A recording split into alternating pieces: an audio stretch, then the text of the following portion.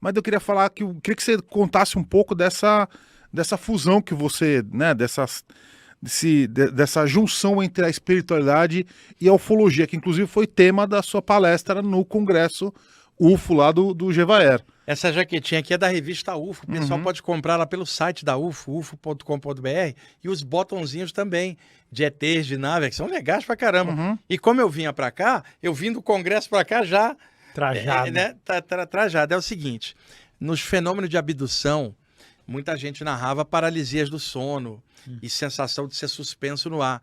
Eu comecei a desconfiar, eu falei, eu acho que parte dessas abduções podem estar sendo extrafísicas, porque estão narrando sensações compatíveis com o que a gente sente na área da projeção astral.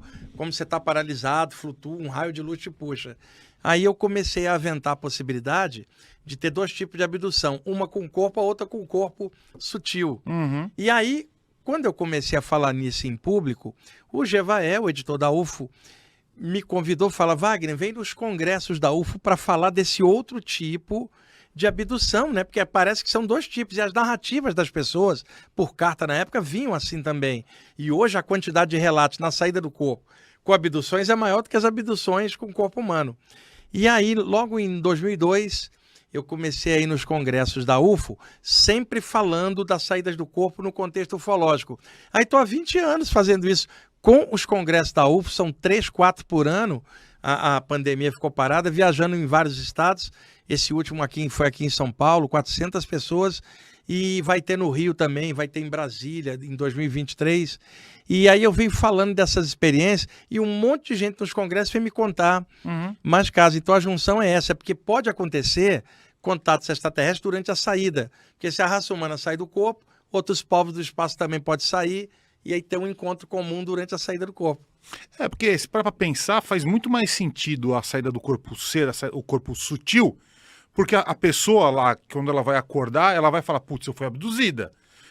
Pra ela vai falar que foi o corpo. Se ela não tiver o conhecimento físico, que é uma saída, ela vai dizer que é o físico. mas também, para ter esse conhecimento, não é Não é tão comum. Tem que acompanhar aqui o paranormal, tem que conhecer.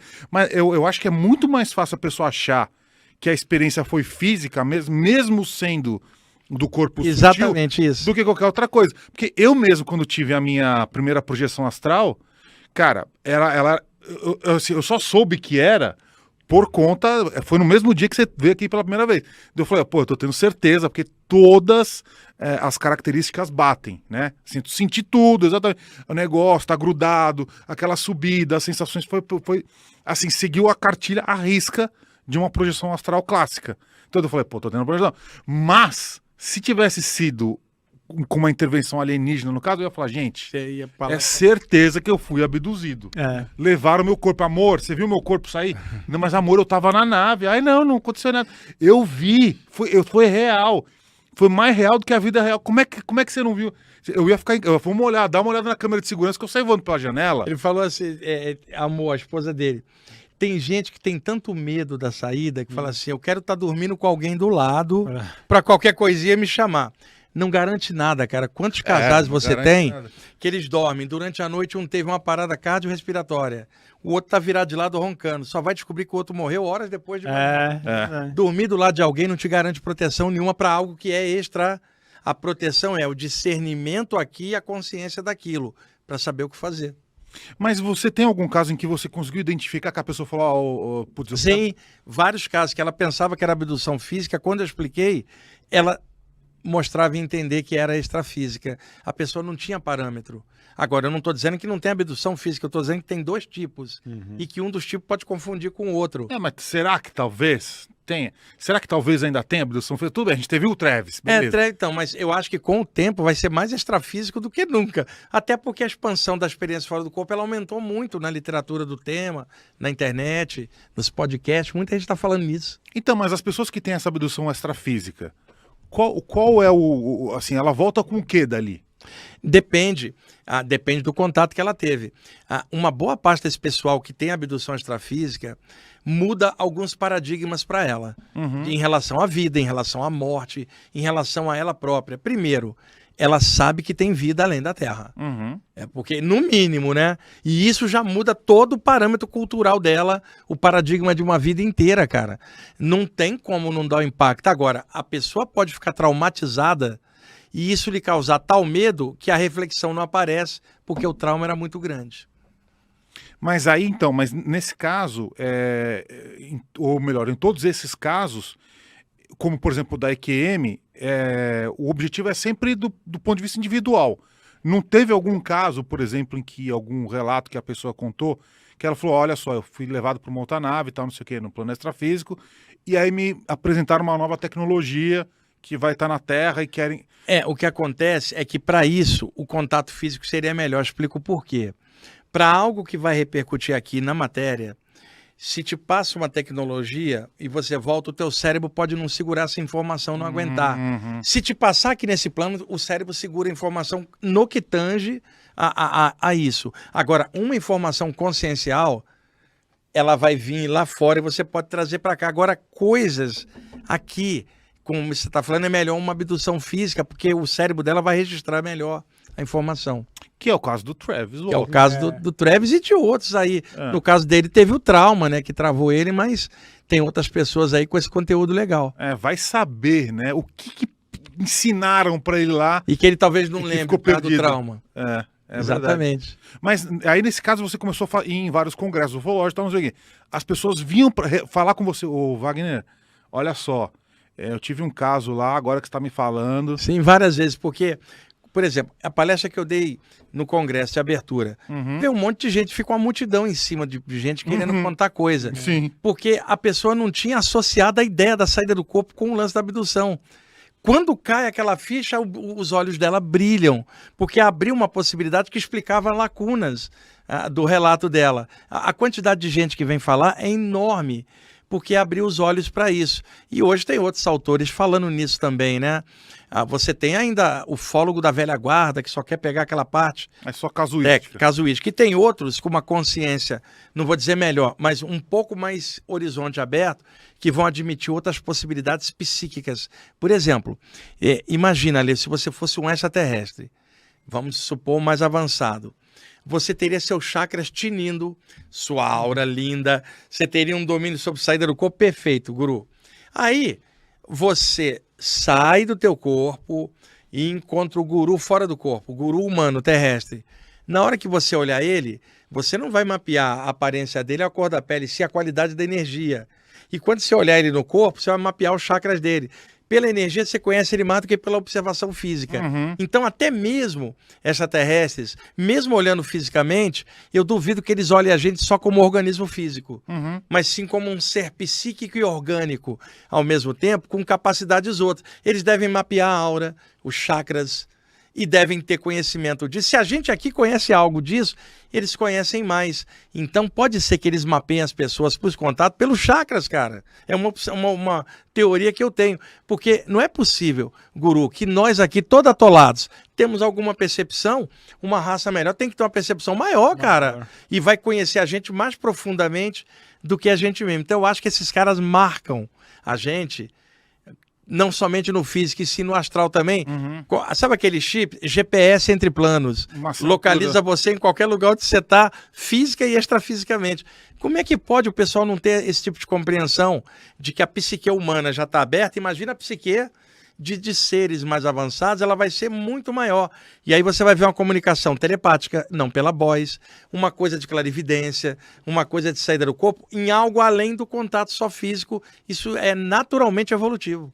Isso aqui é interessante agora que eu estou lembrando, porque teve uma pessoa que eu entrei em contato alguns meses atrás, que ela tinha problema de implante, né? Ela tinha chips no corpo. E aí eu conversei com ela e ela me contou uma vez que o objetivo do implante era para criar uma assinatura bioenergética. Bioenergética, como um GPS. É que agora você falando isso aí, eu lembrei desse assunto.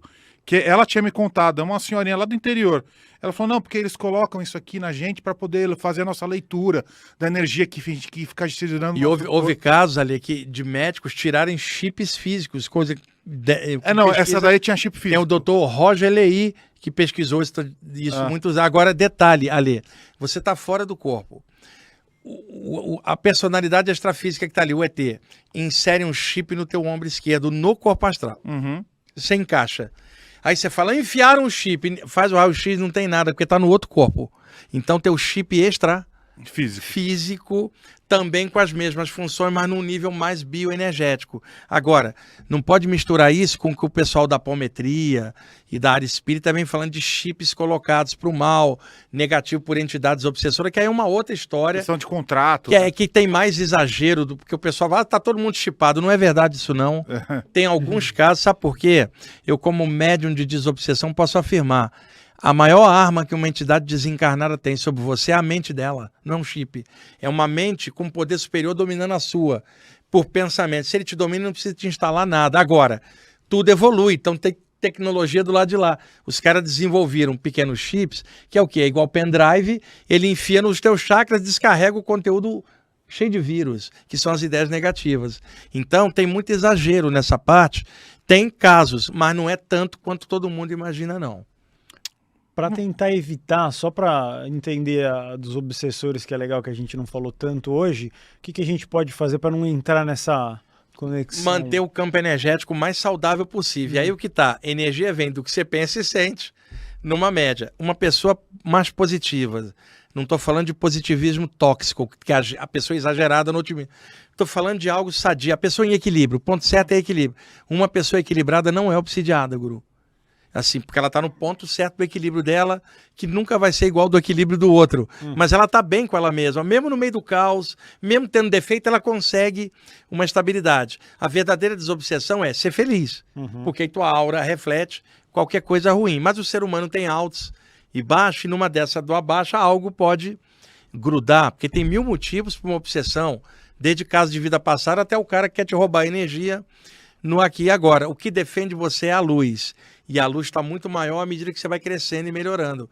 Então aquela coisa de despertar da consciência é vital. Enquanto a gente não tiver esse despertar total, o que pode ajudar? Irradiação de luz, pela vontade, exercício bioenergético.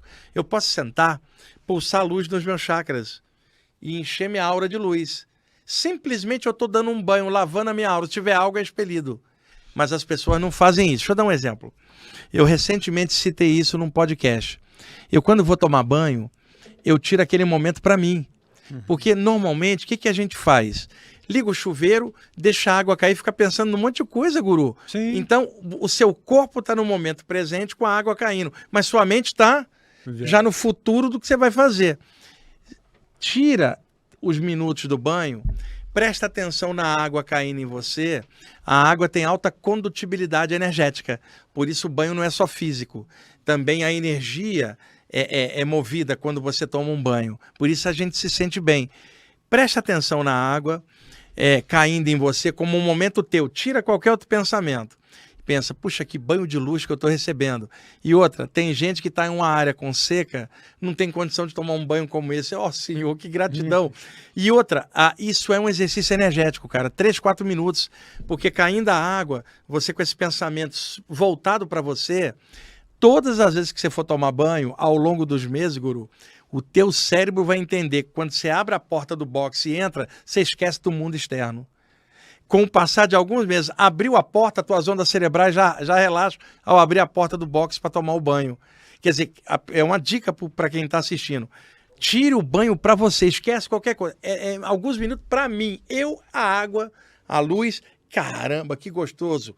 Sabe, isso aumenta a tua autoestima, vai criar o condicionamento, que toda vez que você entrar no banho, é para relaxar. O teu cérebro, ele relaxa na hora de você tomar o banho.